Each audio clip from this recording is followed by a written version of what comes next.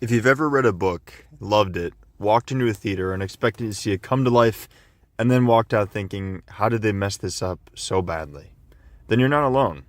And more importantly, you're not crazy. Because at this point, bad book adaptations aren't the exception, they're almost like the rule of Hollywood. From things like Percy Jackson, The Dark Tower, Aragon, Artemis Fowl, and World War Z, different genres, different studios, different decades, and somehow all the same result. Characters don't feel right, themes are missing, entire storylines are gutted or rewritten, and every single time Hollywood gives us the same excuses. The book was too long, it wouldn't translate to screen, modern audiences wouldn't understand it. But here's the thing, none of that is true. Because Hollywood can adapt books. They've done it before. They know how. They just don't do it anymore. And there's one franchise that proves exactly why. But before we get into all this, I just want to say, some of those that I listed, I actually do enjoy, like Percy Jackson and World War Z. However, my point is, I enjoyed those before I read the books. My point is, if you're an avid book reader and then you go to watch the movie, you surely will be disappointed, especially if you're looking for accuracy, because as much as I do like those movies, even still, they're not accurate to the books. And, for book fans, that's a huge deal, and rightfully so. So let's start with the biggest lie about book adaptations. The idea that books are inherently hard to adapt. Books aren't failing on screen because they're complex. They're failing because studios are afraid of complexity. A book's length isn't the problem. Its ideas are. Books ask the audience to sit with discomfort, to live inside characters' heads, to wrestle with ambiguity. Movies, especially modern studio movies, are terrified of that. So instead of adapting the story, Hollywood adapts the plot. And that distinction does matter. Plot is what happens, story is why it matters. Most failed adaptations technically hit the plot beats. Characters go from point A to point B. Events happen in roughly the right order, but the thing that makes the book worth adapting in the first place, gets stripped away. Take internal conflict. Books thrive on it. Characters make bad decisions, they sit in doubt, spiral internally. While movies, on the other hand, externalize everything. If a character is conflicted, they argue out loud. If they're scared, they make a joke. If a moment is quiet, the studio panics. Which leads to the second excuse. Internal monologue doesn't translate. That's only true if you don't trust visual storytelling or your audience to understand it. Movies have been conveying internal conflict without words for years. Lighting, framing, performance, silence. But silence doesn't really test well. Silence doesn't trend. Silence doesn't play well in a boardroom and tell the audience, hey, this is how you're supposed to think, or this is what we're thinking. So it gets replaced with exposition, with quips, and with scenes explaining things the audience already likely understands. And slowly, the book stops being a book and starts becoming content. This is where studio interference really kicks in. Modern adaptations aren't made by storytellers asking, what is this book about? They're made by committees asking, who is this for? That one question changes everything. Suddenly the goal isn't fidelity, it's accessibility, not emotional truth, but more like market reach. And every sharp edge gets sanded down. Every morally complicated moment is softened, and every character flaw gets reframed as something quirky or sympathetic. Because flawed characters don't really go over well. Ambiguity doesn't set up sequels, and consequences make people uncomfortable. You can see this clearly in franchises that start faithfully and slowly drift away. The Witcher comes to mind. It begins as a morally gray fantasy about choice and consequence, and then gradually becomes another chosen one spectacle. The Hobbit takes this tightly written, light adventure novel and stretches it into an epic trilogy because the brand demanded it. Young adult adaptations take stories about identity and turn them into action vehicles with forced romance arcs. None of these fail because the books are bad. They fail because the studios don't trust what made them good. And even with something like The Witcher, you look at somebody like Henry Cavill who tried to stay faithful, and was essentially not let go, but he was basically forced to leave because of it. And here's the important part. Faithful adaptation does not mean copying a book scene for scene. I've talked about this in one of my other videos about like comic books and whether they need to be, faithfully adapted, but I do think books are different than comic books in this sense because comic books, as I mentioned, there's a million storylines for everything. I mean, you could find a storyline for pretty much anything if the hero or person in the comic book is big enough. Whereas a book, you're specifically adapting a specific storyline.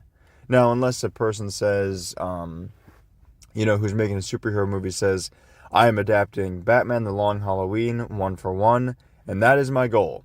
Then, yeah, I think it's okay to be upset that it's not faithful.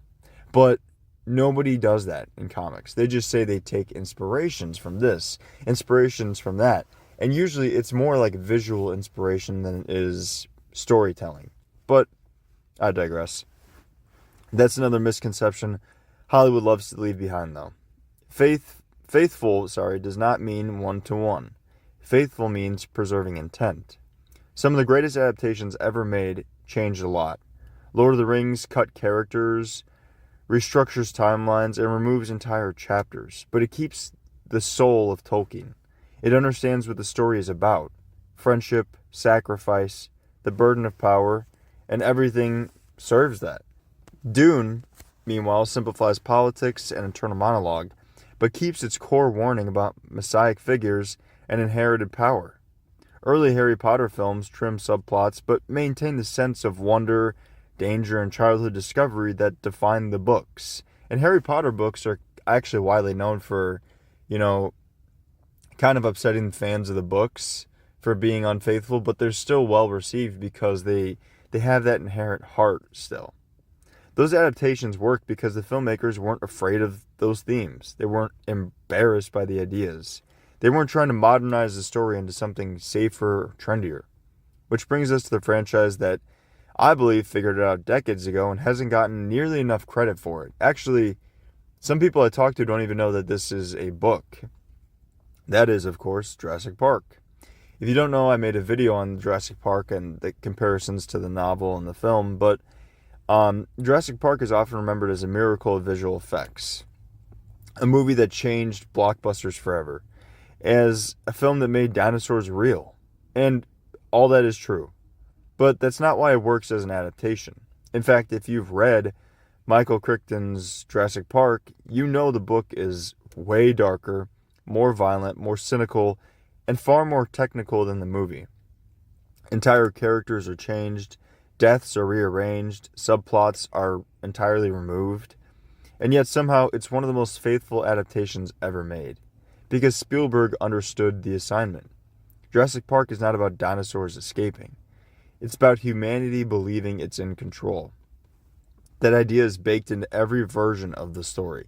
The book leans heavily into chaos theory, corporate negligence, and scientific arrogance. The film simplifies those concepts, but never removes them.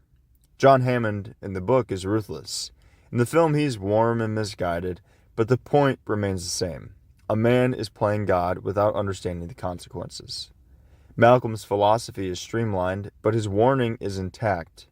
The park fails not because one bad decision, but because the entire concept is flawed. Sorry, I almost died there. Even the wonder, the iconic moments people remember, aren't just spectacle, they're temptation. They're there so the audience falls in love with the same thing the characters do. The movie wants you to be dazzled just like they are so that the collapse hurts more and that, buying it is more believable because who wouldn't? That's why Jurassic Park works where later sequels often don't. The more the franchise leans into bigger dinosaurs and cooler action, the further it drifts from its original purpose. Because Jurassic Park was never about dinosaurs being cool. It was about power being dangerous. Spielberg trusted the theme. He trusted the audience, and he trusted that the story didn't need to be dumbed down to be entertaining. And that's the part Hollywood refuses to learn from. Modern studios don't want adaptations, they just want IPs.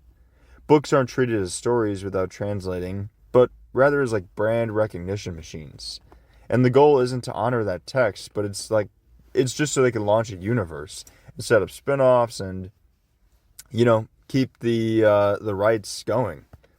So themes get diluted, endings get softened, characters stop changing, and every adaptation starts to feel the same. That's why audiences are tired. Not because they hate books, not because they hate franchises, but because they could feel when a story doesn't believe in itself. Hollywood knows how to adapt books. They just don't want to. Because real adaptation requires restraint. It requires saying no to focus groups. It requires trusting that a story is enough. And as long as studios are more interested in content than consequence, Jurassic Park and a few others will continue to remain the exception and not the rule. However, I'm hoping I'm wrong. I'm hoping for some change. I've been disappointed, but there's always time to turn it around, I guess, until there's not. So, let me know what you guys think down below. I'm definitely not a book expert, but some of the things I mentioned in here, I would say that I'm very passionate about the book version, and I want to see these things treated with care. So I think that's a pretty fair thing. Let me know what you think, though, of my opinion down below. What's your opinion? What's your stance on this? What's your take? Do you guys have a favorite book to movie adaptation? Mine would probably be Jurassic Park, seeing as Jurassic Park is in my top 3 or 5 movies of all time easily. So that's about it, though. If you stuck around this long, I appreciate you being here, appreciate your time, and I'll see you guys in the next video.